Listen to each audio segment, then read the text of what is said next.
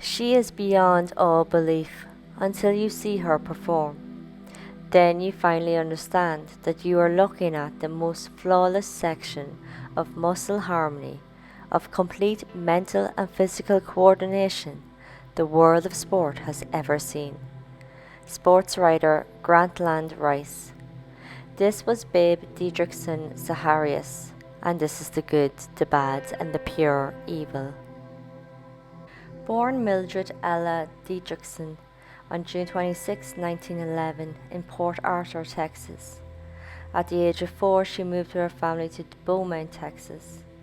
Her mother used to call her Bebe as a child, and then in a child baseball game, hitting 5 home runs, kids began to call her Babe after the baseball player Babe Ruth. She would be known for her athletic talent in later years, but this girl had many talents. She sewed and was an amazing seamstress, making clothes, including her golf outfits. At school, though, she wasn't great and had to repeat grades. She would drop out without graduating and move to Dallas to play basketball. She would also play golf and met her husband while playing. He was a part-time actor and professional wrestler named George Zaharias. They married December 23, 1938, and had no children. She gained world fame in track and field and in basketball. She also played organized baseball and softball and was an expert in driving, roller skating, and bowling. So Didrikson's first job after dropping out of school was as a secretary for the Employees Casualty Insurance Company of Dallas. She was employed there so she could play amateur basketball on the company's industrial team. She would lead the team to the championships in 1931, but it was track and field achievements that got her wider attention at the time. Didrikson set 4 world records, winning 2 gold and 1 silver in track in the 1932 LA Olympics. She also took gold in the 800-meter hurdles, the javelin, and in the high jump she took silver, with a world record leap of 1.657 meters, or nearly 5.5 feet. She only lost out to the gold due to using improper technique.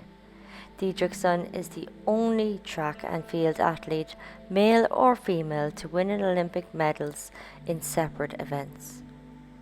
By 1935 she started golf and she would be denied amateur status, but in 1938 she competed in the LA Open, which was a professional association tournament called PGA. Women didn't usually compete in this male-only tournament, so this meant Didrikson was the first to do so. Unfortunately, she missed the cut, but her teammate was George Zaharias, and they married 11 months later. She became America's first female golf celebrity. In order to get amateur status in golf, she couldn't compete in any other sports for 3 years. She won the 1946 US Women's Amateur and in 1947 won the British Ladies Amateur. She formally turned professional in 1947 and took over the scene at the Women's PGA. In the mid-1950s, a serious illness would end her career.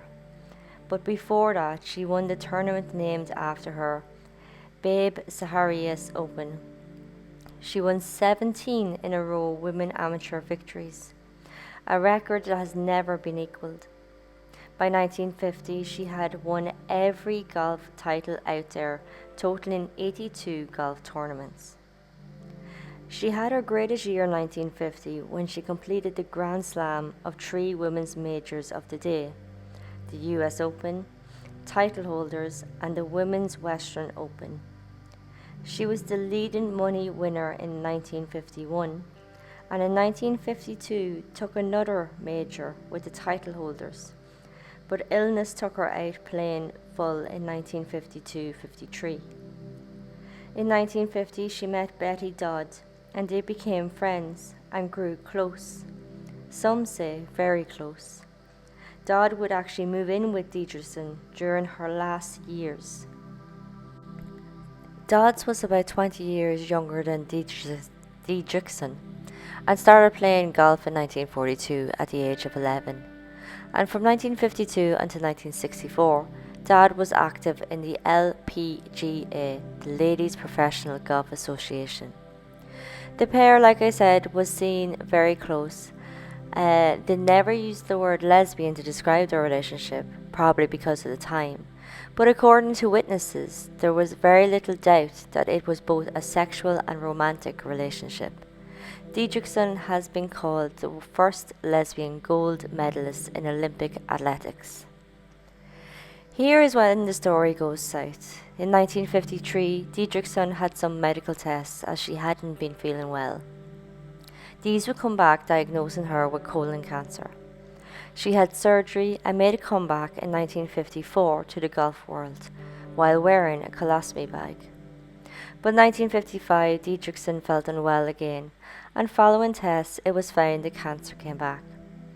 September 27, 1956, Babe Didrikson Zaharias died from cancer, aged just 45.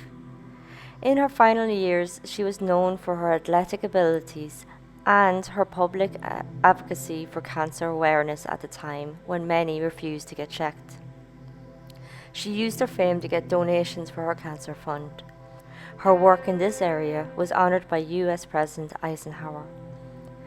She was named the 10th greatest North American athlete of the 20th century by ESPN. Didrikson broke the idea of what females should be in her time. There's a museum in Beaumont, Texas, dedicated to her, and many golf courses are named after her. January 7, 2021, she was awarded the President Medal of Freedom. And that is the story of Babe Didrikson Zaharias. Hit that like and subscribe button and ring the hell out of that bell. Join me next time for the Boston Marathon bombings. April 15, 2013, 2 bombs went off near the finishing line of the Boston Marathon. An intense manhunt would end with one suspect dead and the other captured.